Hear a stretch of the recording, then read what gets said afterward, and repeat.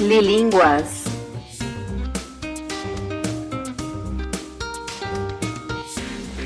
Español para los que no tienen tiempo.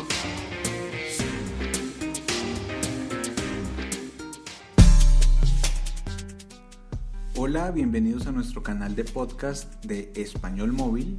Les habla Iván Carranza desde Paipa, Boyacá, Colombia. Quiero darle un saludo a todos nuestros estudiantes y agradecerles por seguir conectados con nosotros en el episodio número 43. Hola chicos, hola a todos, ¿cómo están? Sean bienvenidos a este podcast para aprovechar sus horas improductivas. Espero que estén aprovechando este tiempo para escucharnos y practicar español. Mi nombre es Lorena y les hablo desde Sao Paulo, Brasil. Bueno, como siempre les recordamos que en nuestro Instagram tenemos contenido para que practiquen más el español con temas auténticos y reales, para que sea más entretenido su aprendizaje con el español. Nuestro Instagram es @español.lilinguas. También hacemos conversaciones grupales y gratuitas, así que no se las pierdan.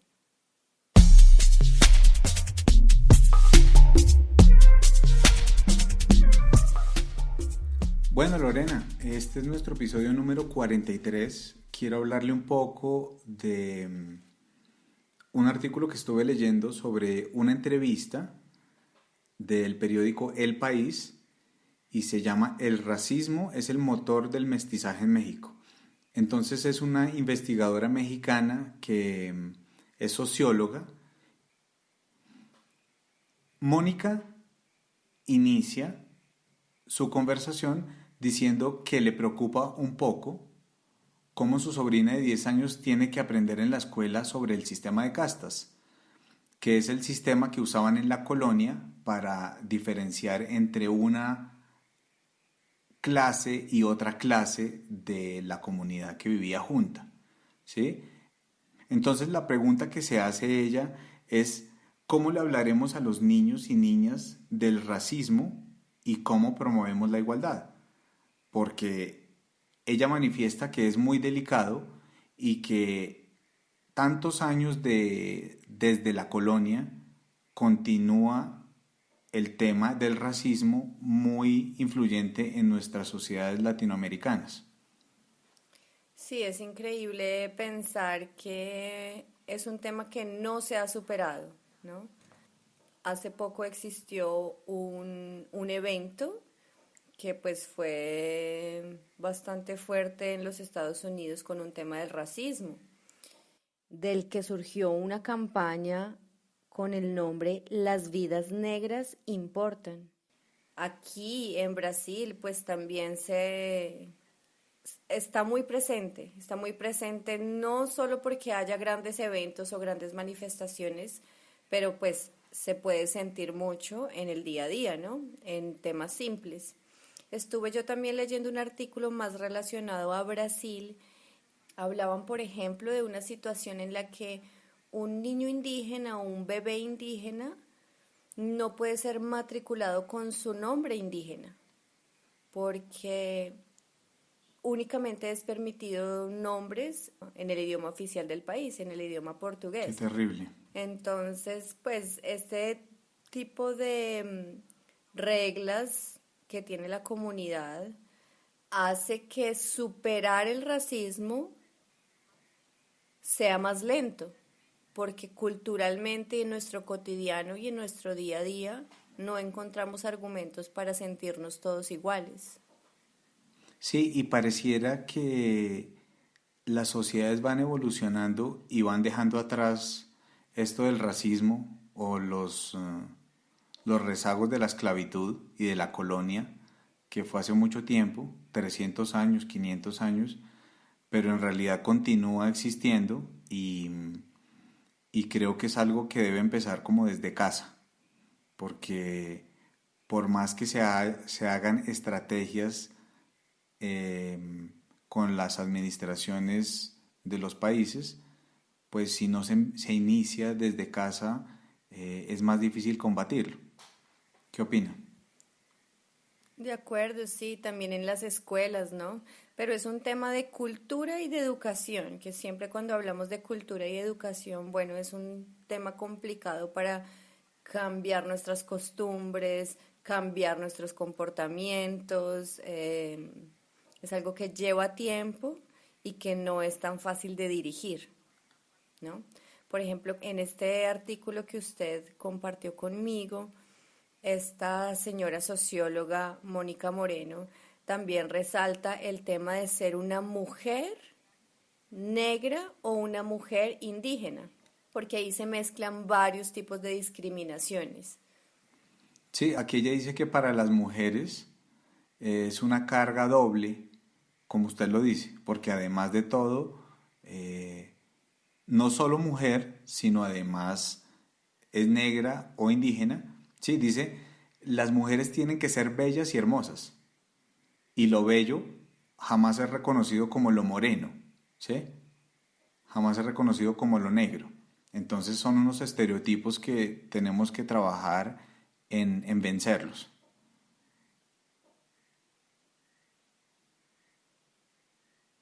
Ella dice también que es un problema público el que todas las mujeres se sientan autoras y protagonistas, que es una manera de oprimir doblemente. Entonces, ella aquí plantea cómo la feminidad queda rezagada en una sociedad como la mexicana. Ella insiste en que México tiene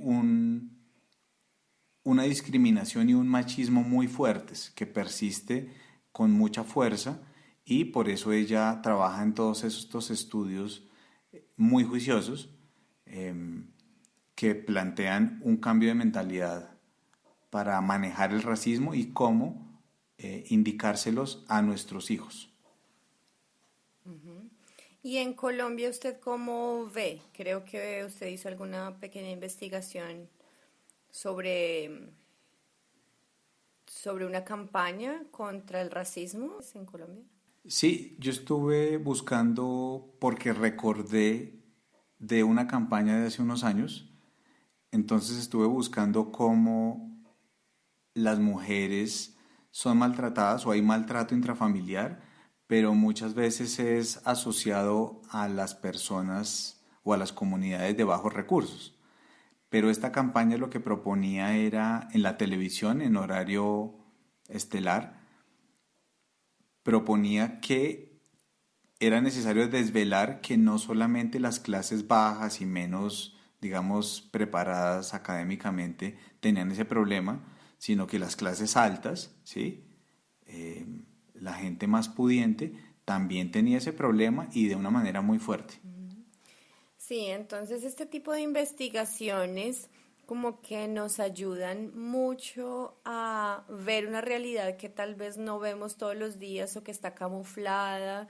Con una educación racista y sexista no alcanzamos a ver, no lo tenemos presente. Entonces, bueno, por eso este tema nos pareció interesante para tocarlo. Aquí dice que el mestizaje es un proyecto racial que se hace en varios países. Dice que cada región del mundo tiene su propio proyecto racial, ¿sí? Entonces su proyecto racial lo entiendo como que los administradores del país deben de alguna manera manejar su migración o sus comunidades ancestrales y deben hacer que todo funcione, que haya armonía de alguna manera, ¿sí? Entonces, aquí dice que los estados toman una opción que puede ser segregación o asimilación, ¿sí? Donde la asimilación es cuando todos están juntos y se reúnen en mezclados, y el de segregación es como el apartheid, donde cada uno tiene sus escuelas, sus ciudades, sus calles, cada comunidad separadamente, que es segregada, tiene su individualidad. ¿Sí? Recordé también que en el artículo que leí sobre Brasil, hace poco incluso, hubo un miembro del gobierno que dijo una frase racista que, que fue algo, no recuerdo bien, pero fue algo como que las personas que están defendiendo a los indígenas, si les gustan tanto los indígenas, mejor que se vayan a Bolivia. Fue un comentario así. Si a usted le gustan tanto los indígenas, entonces mejor vaya a Bolivia. Qué horror. Entonces así uno ve como el grado de desconocimiento de la importancia de la comunidad indígena en el país y bueno, y también el grado de cultura que se maneja en los niveles administrativos del país, ¿no? Sí. Y lo peor de todo es que estas comunidades antiguas, ancestrales, precoloniales, pues en realidad tienen un derecho sobre la tierra que es difícil de discutir. ¿Sí? Hoy en día hay como hay un estado de derecho y todo esto de lo que se habla, una soberanía sobre un país con un territorio, un idioma, pero ¿y qué queda de las comunidades que tienen mucho más tiempo habitando estas regiones?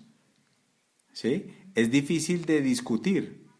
Y muy seguramente también más conocimiento en cuanto a la tierra, en cuanto a la naturaleza, en cuanto a lo que nos rodea, que es donde todos vivimos. Exacto. Es un sentido más de apropiación que tienen estas comunidades porque lo han vivido más de cerca la tierra. Ahorita eh, esto de los gobiernos actuales y cómo están constituidos los países eh, es algo muy reciente, ¿sí? En realidad es mucho más ficticio, mucho más superficial que lo que sienten estas comunidades. Inventado, están en prueba.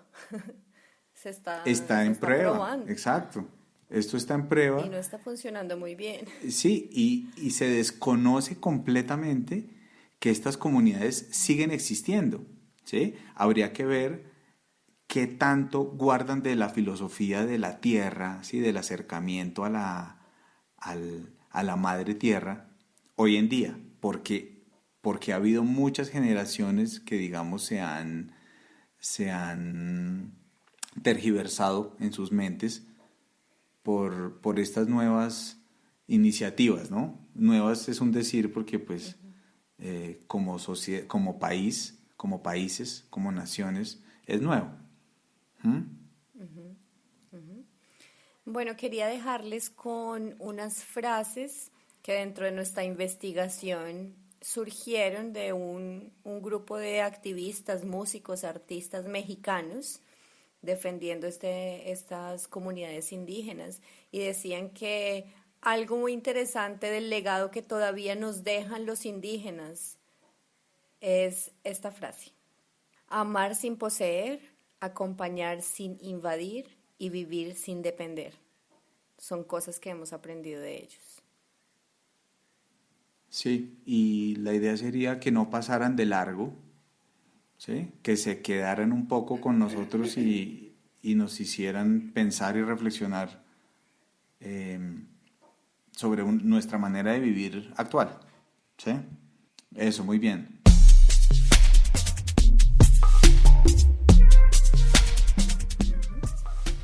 Bueno, chicos, y para hoy con el tema de gramática, en este podcast vamos a reforzar un poco el uso del verbo haber y del verbo tener. En general y para comenzar, presten atención a cuándo usamos uno y cuándo usamos el otro.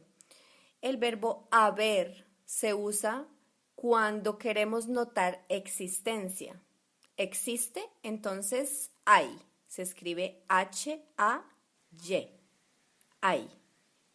En presente. En presente. Si se fijan, ese verbo se está usando sin ninguna conjugación. Se utiliza en impersonal. No necesita ninguna persona porque simplemente existe. Sí, impersonal. Ahora, el verbo tener. El verbo tener, al contrario de la existencia, significa posesión, significa tenencia. Alguien o algo tiene algún objeto o alguna situación. Alguien es poseedor de algún objeto o alguna situación. Entonces, cuando usamos el verbo tener, necesariamente utilizamos alguna persona. Bueno, entonces, esto es lo que vamos a estudiar hoy, así que presten mucha atención a nuestra lectura de hoy.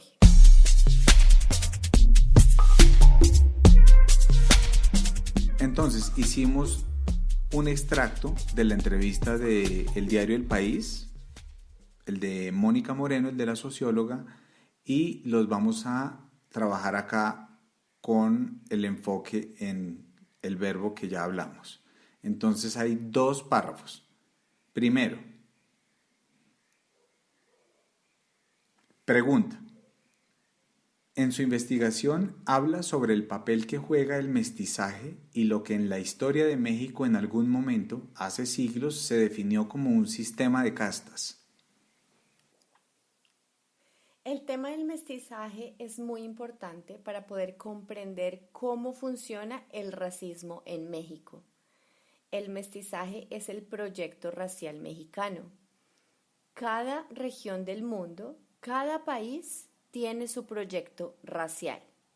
Hay 2 principales, los proyectos de segregación y los proyectos de asimilación. La frase hay 2 principales. En la frase hay 2 principales estamos hablando de existencia. Existen 2 principales. Es importante aclarar que los 2 verbos pueden ser utilizados en muchas de las ocasiones. Yo puedo utilizar el verbo haber o puedo utilizar el verbo tener para expresar lo mismo, pero tengo que tener en cuenta la regla principal, que es que hay es impersonal y tener necesita una persona. Entonces, en este ejemplo, hay 2 principales.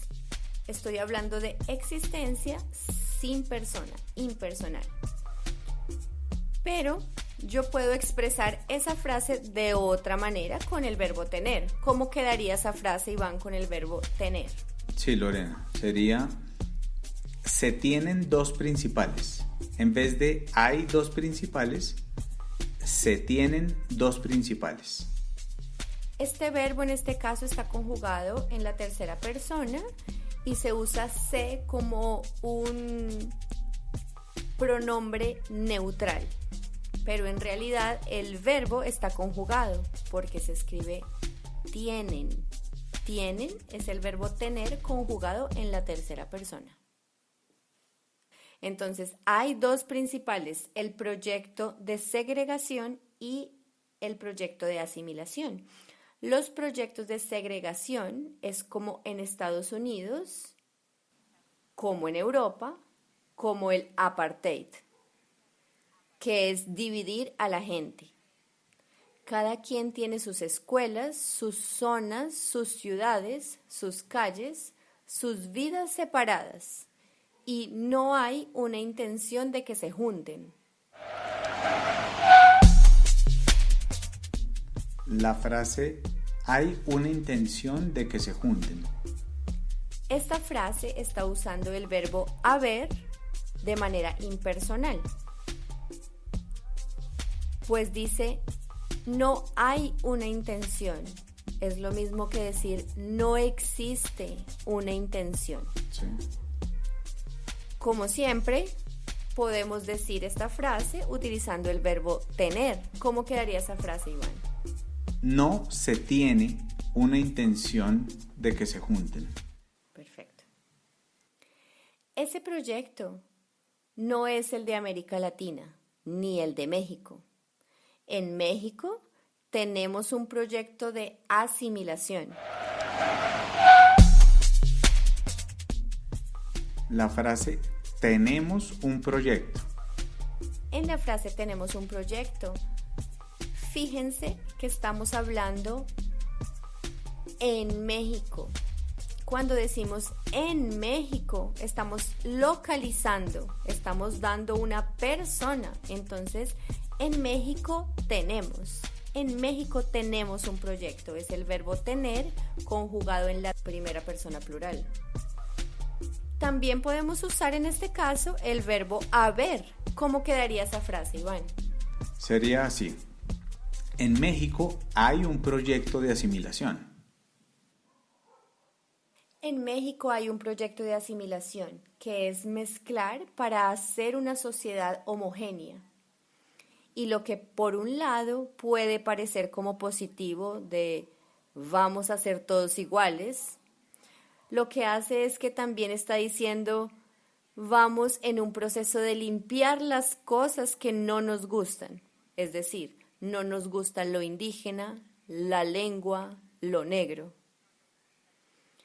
Esa idea de mejorar la raza organiza la vida cotidiana en México y es una de las primeras cosas que tenemos que ver porque ahí se produce el mestizaje. La frase cosas que tenemos que ver. En la frase cosas que tenemos en realidad se está refiriendo a una obligación. El verbo tener también se puede usar como obligación, como un deber o como una ley. Cosas que tenemos que ver.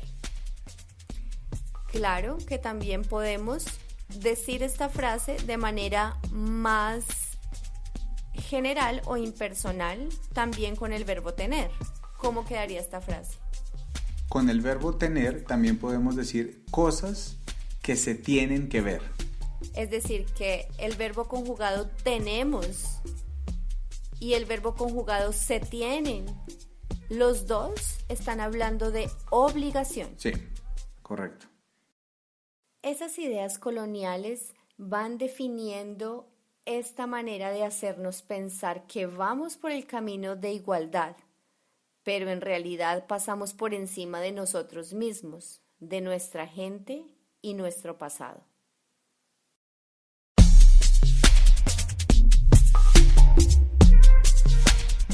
Pregunta número 2. Recientemente se ha encendido el debate sobre el racismo en los medios de comunicación. ¿Cuáles son los ámbitos donde todavía es difícil que este discurso racista desaparezca? Por ejemplo, en la televisión mexicana, el humor mexicano se basa en el desprecio a las mujeres indígenas y negras, en la burla a las personas judías, en fin.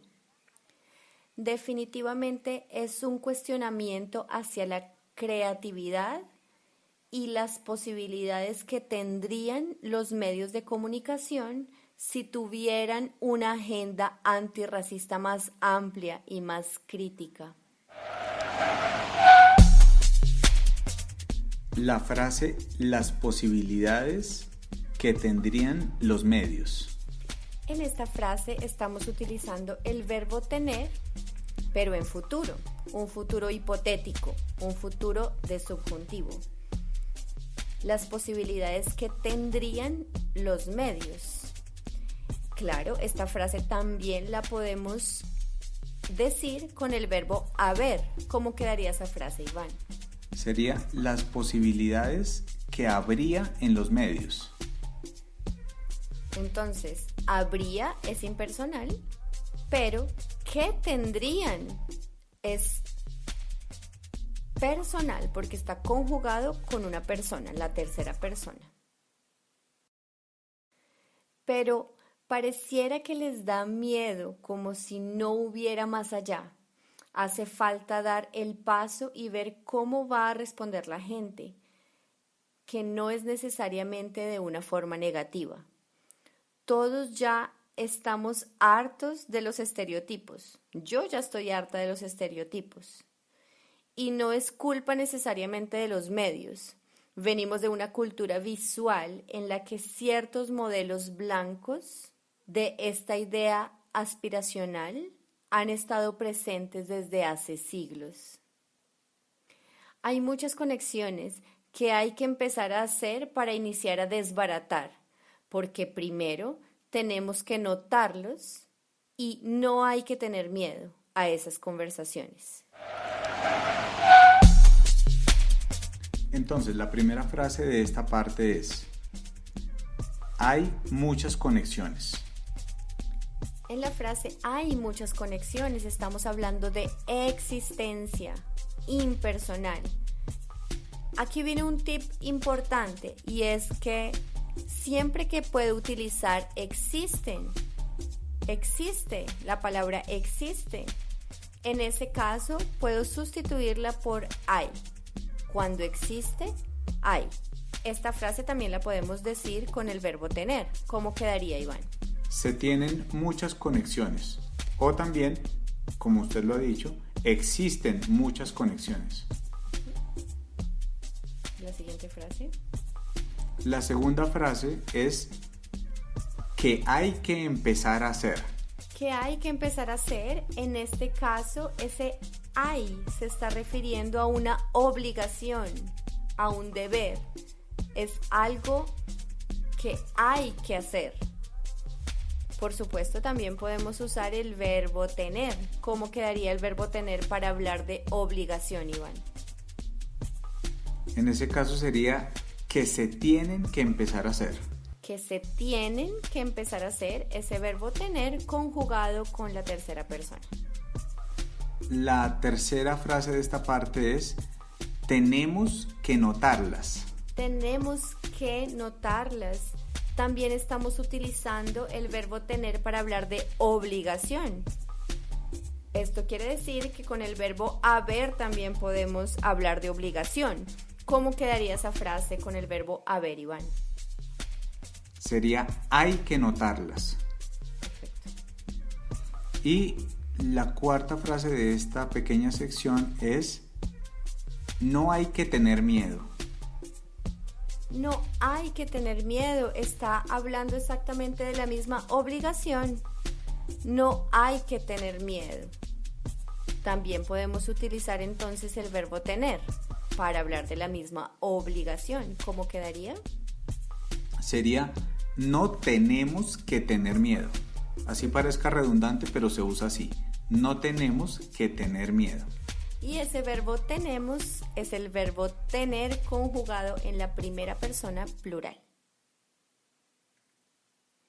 Hay muchas conversaciones que debemos tener en nuestras familias, con nuestros amigos. Es todo un trabajo. La frase hay muchas conversaciones. En esta frase hay muchas conversaciones. Estamos queriendo informar la existencia. Existen muchas conversaciones. También podemos utilizar el verbo tener en esta frase. ¿Cómo quedaría el verbo tener conjugado? Sería: se tienen muchas conversaciones. Perfecto. Listo, chicos.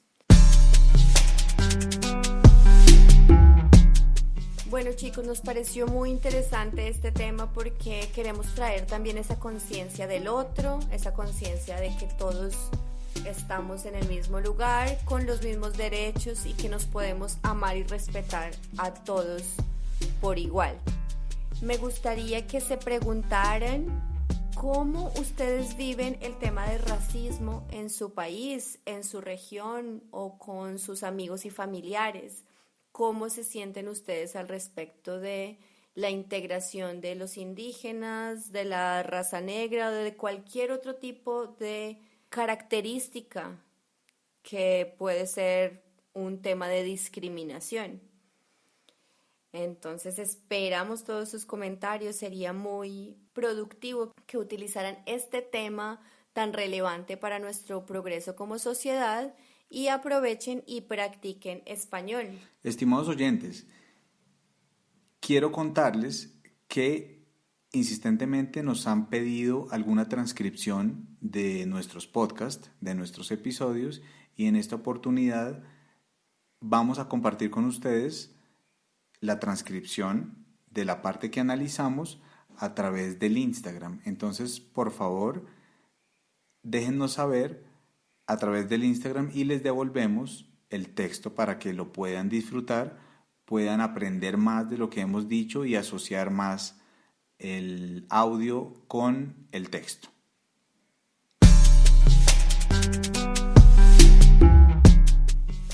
Y por supuesto, agenden una llamada con nosotros. Estaremos felices de conversar con ustedes sobre este u otros temas. Muchas gracias, Lorena. Muchas gracias a todos nuestros oyentes. Y repito que estamos activos en el Instagram y pueden hacer cualquier comentario sobre este tema o sobre cualquier otro. Pero con el tema del racismo, esperamos a alguien que conozca de México o que conozca de Brasil más de cerca alguna situación importante para poderla dar a conocer a los demás oyentes y a las demás personas. Muchas gracias por seguir conectados con nosotros.